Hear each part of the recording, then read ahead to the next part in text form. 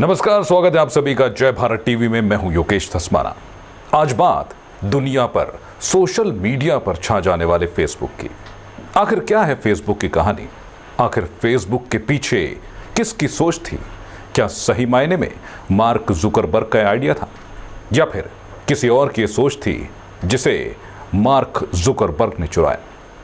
जी हाँ, आज हम बताएंगे आपको कि आखिरकार फेसबुक के पीछे किसकी सोच थी और किसने फेसबुक की तरह ही हार्वर्ड कनेक्शन नाम की एक साइट बनाई थी।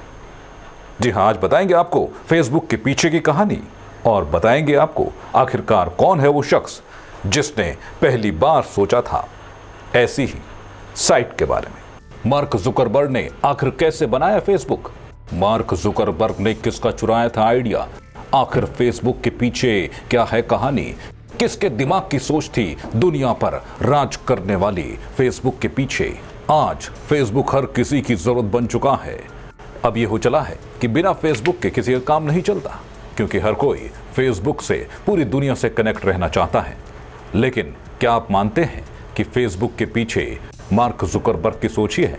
आइए आपको बताते हैं कि मार्क जुकरबर्ग को सब फेसबुक की वजह मानते हैं, लेकिन आप जानकर हैरान हो जाएंगे कि फेसबुक बनाने का आइडिया उनका नहीं था, बल्कि उन्होंने यह आइडिया कहीं से चुराया था। फेसबुक को बनाने के पीछे असली दिमाग एक भारतीय शख्स का था। जी हां, भारतीय मूल के शख्स दिव्य नरेंद्र, जो पहली बार सोशल साइट बनाने के आइडिया के साथ जुकरबर्ग के पास पहुंचे थे। लेकिन इस आइडिया पर जुकरबर्ग ने फेसबुक बना लिया।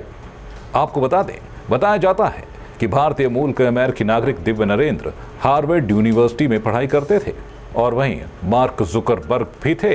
यही नहीं, इनके साथ दो और दोस्त भी थे, कैमरून विंकलेवोस और टेलर विंकलेवोस।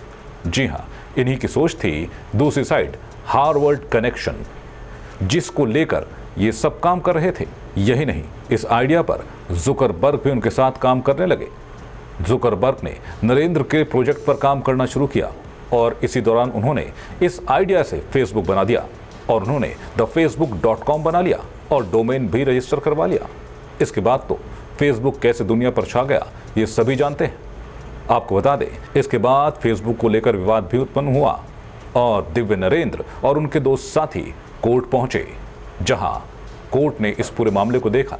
लेकिन फिर इन चारों के बीच कोर्ट के बाहर ही समझौता हो गया, जिसके बाद जुकरबर्ग ने समझौते के लिए दिव्य नरेंद्र के साथ 65 मिलियन यानी 440 करोड़ रुपए का समझौता किया था और फेसबुक के कुछ शेयर भी उन्हें दिए।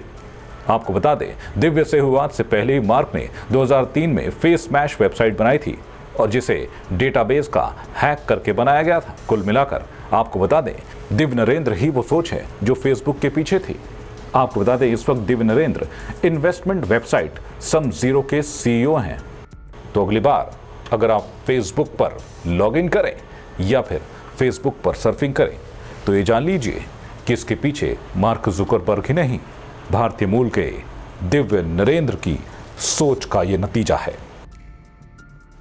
तो जय भारत टीवी पर और भी ताज़ा खबरों को जानने के लिए लॉगिन करें हमारी वेबसाइट पर, हमारे YouTube चैनल को सब्सक्राइब करें, लाइक करें और शेयर जरूर करें। नमस्कार।